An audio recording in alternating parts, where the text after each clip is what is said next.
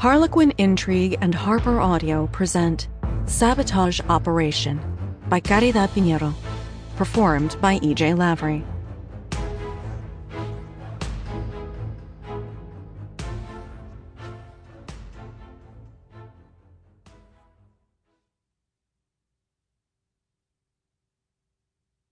Chapter 1. The frantic pounding on the thick wooden door echoed through the early morning silence of the ranch house, dragging Teresa Rodriguez from the bills that had forced her awake. She rushed to the front door, her riding boots hammering against the wood floor, and jerked it open. Her stable hand, Luis, stood there, wringing his hands, wide-eyed and pale as milk.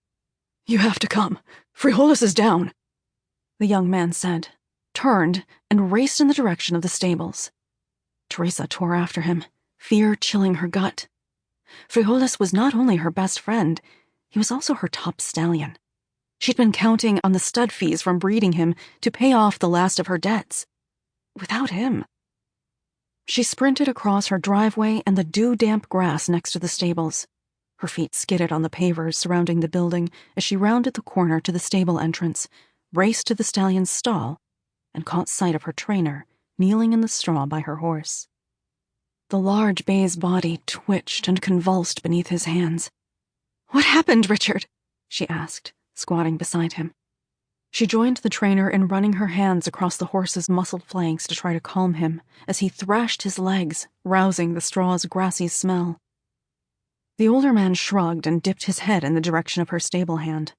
"Luis said that Frijoles started acting up right after he began his morning feeding. When he went to check on him, the horse collapsed. That's when Luis got me. I've already called the vet. She's nearby and should be here soon." "What can we do in the meantime?" she asked, her gut twisting into a knot as the horse's muscles shuddered beneath her palm. It pained her to see her horse hurting. Richard tightened his lips and settled his hazel-eyed gaze on her.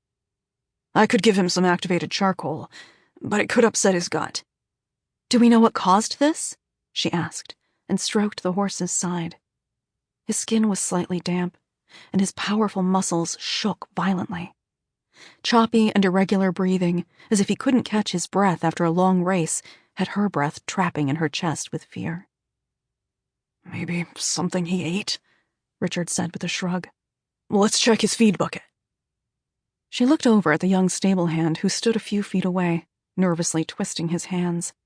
Worry and guilt were evident in his eyes, and she rose and laid a hand on his arm to calm him. "It's nothing that you did, Luis.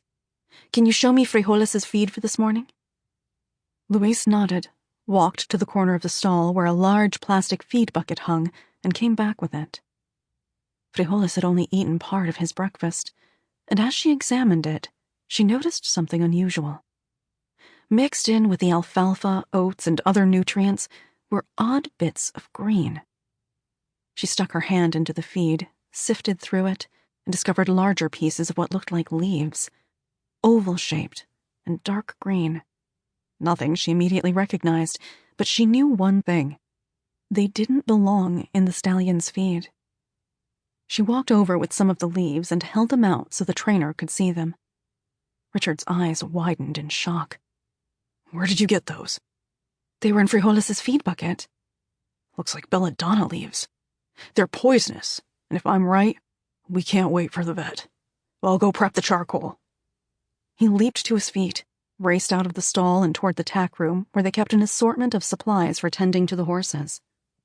The horse whinnied and tried to raise his head, but failed and restlessly shifted his legs against the soft straw bedding on the floor again.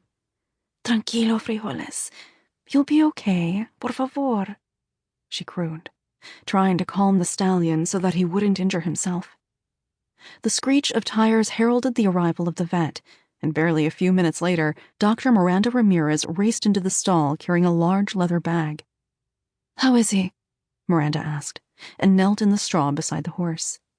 "He ate belladonna," Teresa said, and held out her hand to show the vet the leaves she had found in the feed. A second later, her trainer returned with a large bucket filled with the activated charcoal. "Sample complete. Ready to continue?"